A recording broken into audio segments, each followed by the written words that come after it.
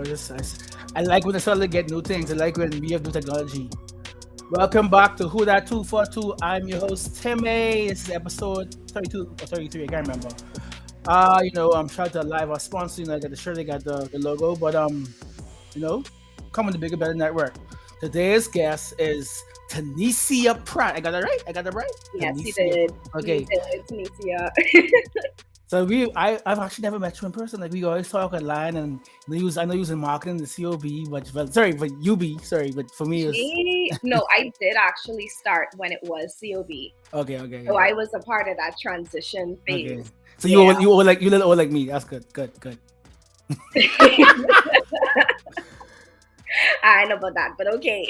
We can go with that. So I know you mostly for the marketing and poetry. So talk to me, how did you get into poetry? Well, I got into the spoken word scene around 2011. At the time, I was working in a shoe store. And I met a friend, D'Angelo. I think you probably know him. He was a spoken word artist. With the bed. Right. I always wrote poetry on my Facebook. And he saw it and he's like, no, like you need to go to a spoken word open mic and check that out. So when I started to go to the open mics, I don't know if you knew at the time, Chris Adderley used to host J. Listen Chris, to yeah. What To at the Yeah. balcony. Right. And Oh, that was you a veteran because I'm in my I am Facebook a remember vet. those days. You a veteran. Okay.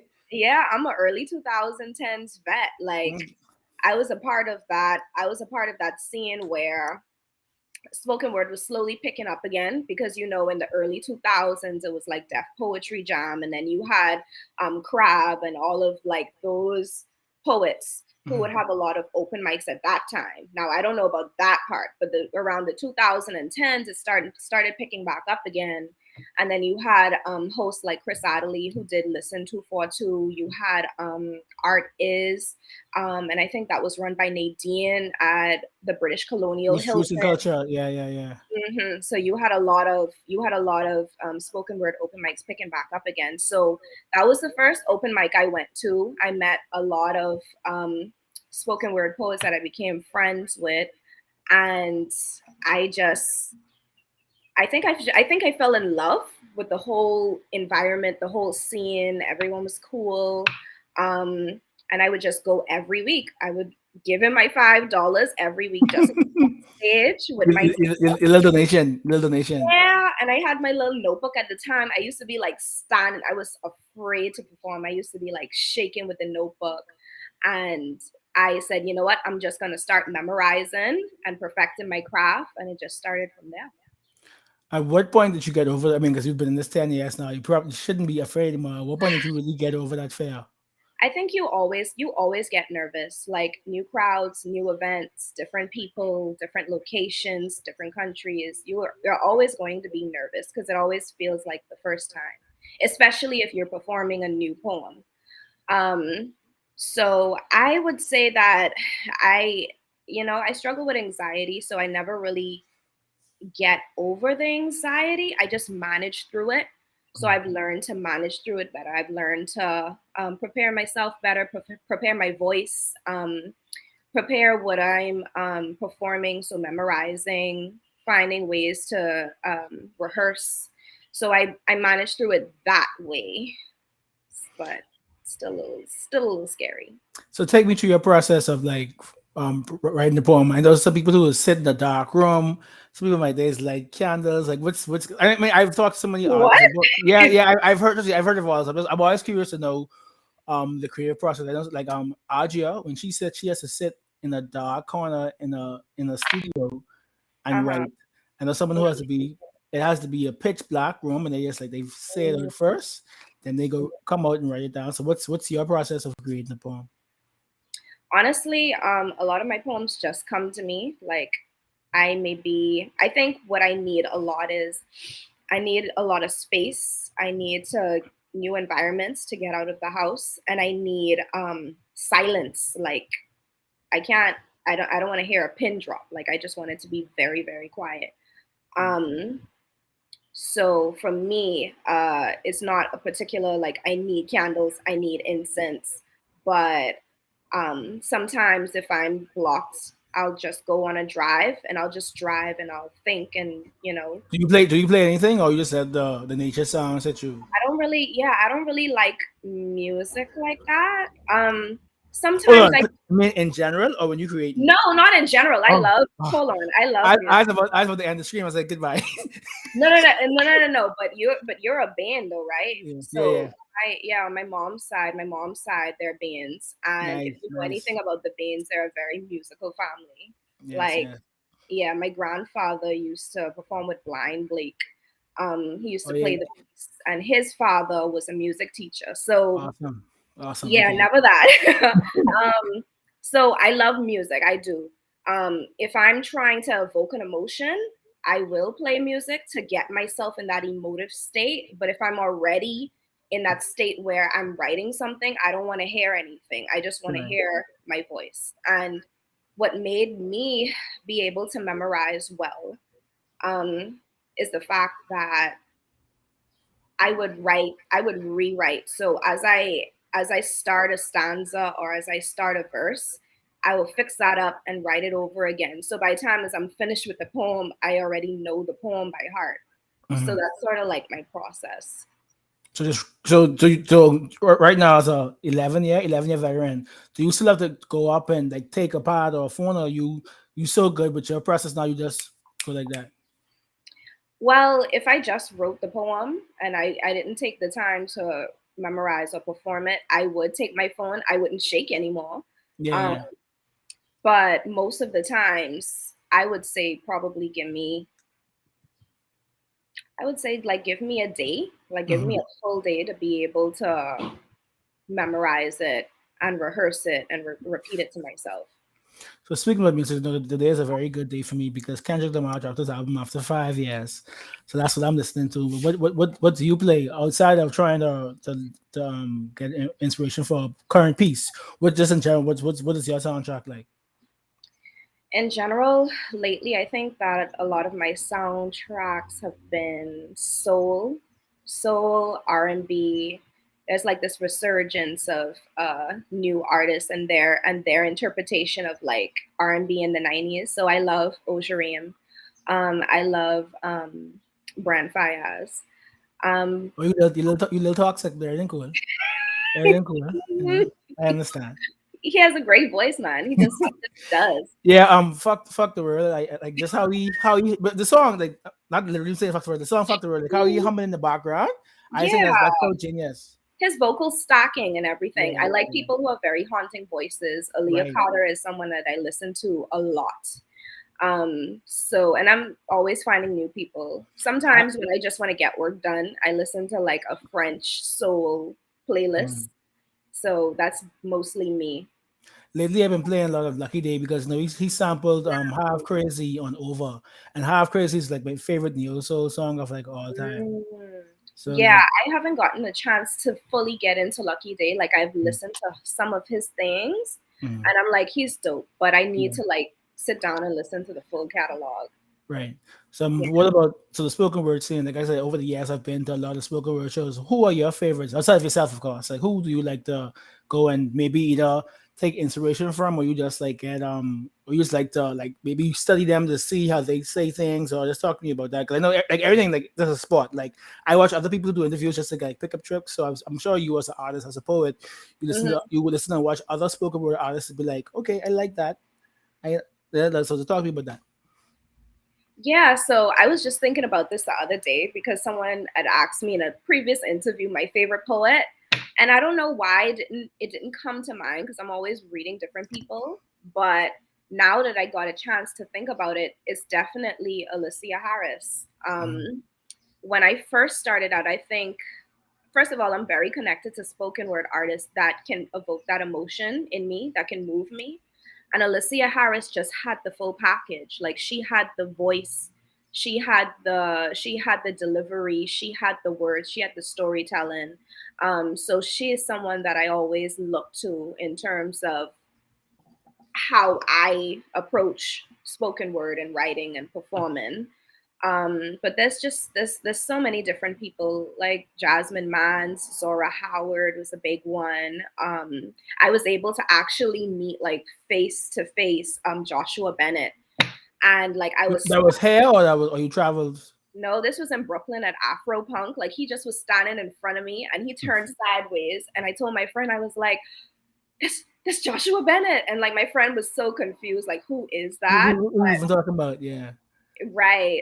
So definitely like the whole Strivers Row spoken word group, that collective that shaped a lot of my poetry. But yeah, I also like Amiri Baraka at the time, like his transition from beat poets into just very much like being Afrocentric. Amiri Baraka is a veteran as well. So yeah.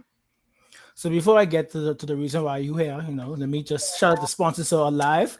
So you have bring your own device. So if you like me, you buy a phone from Apple or elsewhere, or if you buy from other people, you could buy the phone, but still come to live and you get cash back.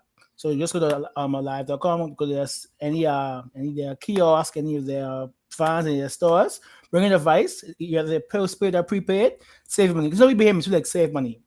So bring your own device. Bring your own device. BYOD, save some money. So now, Miss Tanicia Pratt, the big bad social world. So I used to scroll. So that I like the so how I do my social media is I only follow people about stuff I care about, music, sports, film, and people I actually know. So Right. I didn't realize I saw you dropped a book. So I said, oh yeah, I gotta get on the show, gotta get on the show because like, the whole point of who that is interviewing young Bahamians who doing anything but the normal doctor, lawyer, accountant. Like if you're doing anything other than that in this field where you have to work so hard to like make a Mhm. profit, I really like to highlight you guys. So Blue, talk to me about everything from why Blue. So I really like the cover art. I see you launched like the whole website. Just talk, love it. I love that. Talk even while you did the Blue like that. Just tell me everything in this know about this book. Okay, how can I start this? So, Blue is it's a timescape of, I would say, my life and my relationship from 2016 to 2019. Um, to put it in short terms, Blue is very much a poetry book that explores how far you would go for love, how far you would go in terms of that and what the struggle is like, what is the heartbreak like. And it's also a very introspective book where I use poetry, I use essays and prose to be able to reflect back on my behaviors, the decisions that I made, family patterns, and even just the trauma, certain things that we go through, especially as women, um, medical trauma, sexual trauma that we don't assess, but all of these are linked and connected to our mental health, the decisions that we decide to make when it comes to our partnerships and relationships. And then I even speak a lot to what's going on in the country, because if you're talking about the blues and you're talking about feeling blue and you listen to blues music is very vast. It's not just about what you're going on and what's going on in your personal life, but it's also what's going on in the environment around you and how it shapes your perspective and how it shapes your emotions. Mhm. So I started this book initially when I wasn't writing Blue. I was trying to write about just female sexuality, and I couldn't connect to it. And in fact, like, to be honest, I couldn't really connect to anything. I wasn't in tune with my body. I wasn't in tune with my emotions anymore. I was so very detached and so very numb to everything. Mhm. And something just told me, you know what, this isn't the book that you want to write. What is it that's really on your heart? So Blue is very much what was on my heart, and I did it to help myself connect with my heart again, connect with my body, and be present. Did you So have did you have any I guess fear of being so personal with your life, or did I ever cross your mind? I did, because I'm a very private person. Like, mind you, I'm very outspoken.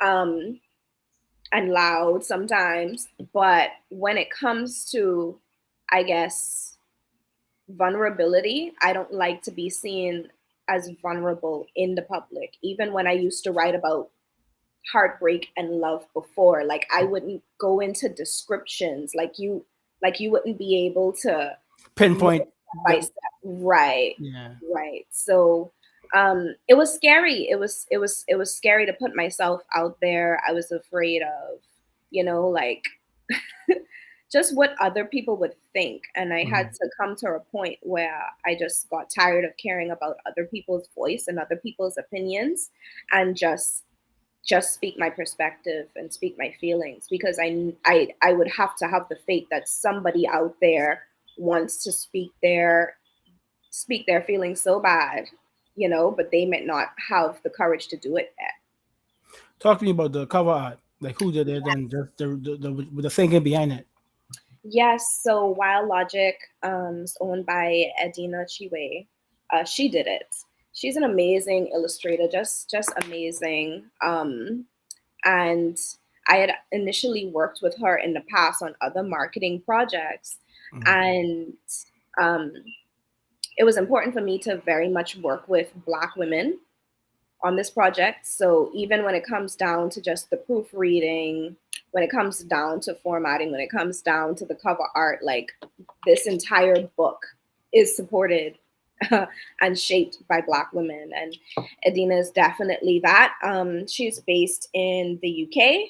Mhm. Um, How yeah. how'd you meet her? How'd you link up with her? Instagram is heaven sent, babe. Like I've met so much cool people on Instagram by just the algorithm and liking one illustrative page and then find Everything just come flooding. Yeah, that's how it right, goes. right, much better than LinkedIn and Upwork. So you this is like I said, you just focused on this book was came from a point of trying to connect. So now that you had your first baby, you had your first book, you then had the carriage Right, for 9 months, you had the baby, you nursed the baby. Do you see right. any more coming? Do you see that in your future the more books? Is that something you want to do? Definitely, definitely. So the project I wanted to start in the beginning, I do want to get back to that, but then that's another level of introspection that I have to tap into. Mhm. Um, In no more lockdown, so you no more quiet at home by yourself. Life happening. So it's I always find it's very hard to like be introspective when life is happening. So like you could just tell the world, leave you alone for 2 months. You gotta see so, your family, you gotta make money. So that I figure mhm, that could be very difficult to get to a mhm. point where you could like use a magnifying glass to go into that book. This book took 3 years to get here. Wow. Um, yeah, I started writing in 2019, and then so many things happened in this country between that, and I went off to school. Yeah, So Torian, school, COVID. right, right. So I'm not anticipating like just dropping a book next year, Mm. but I definitely plan to have more books in the works, and I like the idea of what I'm doing now in terms of working with film and poetry and using film to be able to come alive. So I did a film with Regan Kemp from 6-7 Multimedia titled Mhm. Poinciana, Tell Me to Burn. And that's actually the poem that ends this book. Is it is Um, it, is it out yet or you're still working on it? it's on YouTube. It's on Yeah. YouTube right now. And it's about to be Poinciana season again. So I'll definitely be circulating it again Nice, nice. along with other stuff. And so, what else for the rest of the year? I assume I could see you a couple of these spoken word shows that's coming up. So, maybe I know I saw Sound Waves is having something. I see Jackie C Mhm. is always having a show. Like, but can we see? I mean, we know it's still kind of COVID. You had a little spike last week, but can we see you out and performing some of this stuff? Yeah, yeah, definitely. I did Traveler's Rest. That's Michelle Hanna's show out west. I definitely look forward to doing more spoken word shows, and soon, eventually, I'm definitely interested in possibly hosting my own. Please, I would say you use you have a book. You no longer have to go to people shows. You can have the blue show. Have the blue. Come on now. You Come like I through, say Martin. you Come through live. you're a veteran. You've been this 11 years. You don't publish. Have your own show. Let people open up for you. There you go. There you go. So that's before we get here. Let's let people know where they could buy your stuff, where they could follow you, where they could watch your video, how they could get in contact with you. Just let them know how they could get up with you. Yeah, so Nassau locals, you can get the book at Black Food Shop on Robinson Road or Chapter 1. If you're on the Family Islands, just visit my website. I'm doing shipping to the Family Islands in the US on my website. And if you're anywhere else in the world, you can go on Amazon. What's the website? Your website? So my website is my full name, Tanicia Pratt, TaniciaPratt.com. I just like simple things, you know? Yeah. Hey, Google me. Just Google me. So thank you so much. Thank you so much for coming. I will get that book. I get a pass UB every day, so I'll probably go to Chapter 1 and purchase that. I look forward to seeing you in the show within the next 2 months. If I don't see you something, I can bother you. Next 2 months I don't see none. So thank you. This has been Who Dat 242, sponsored by a live shout to the Solid Studios, always producing. And see you next week.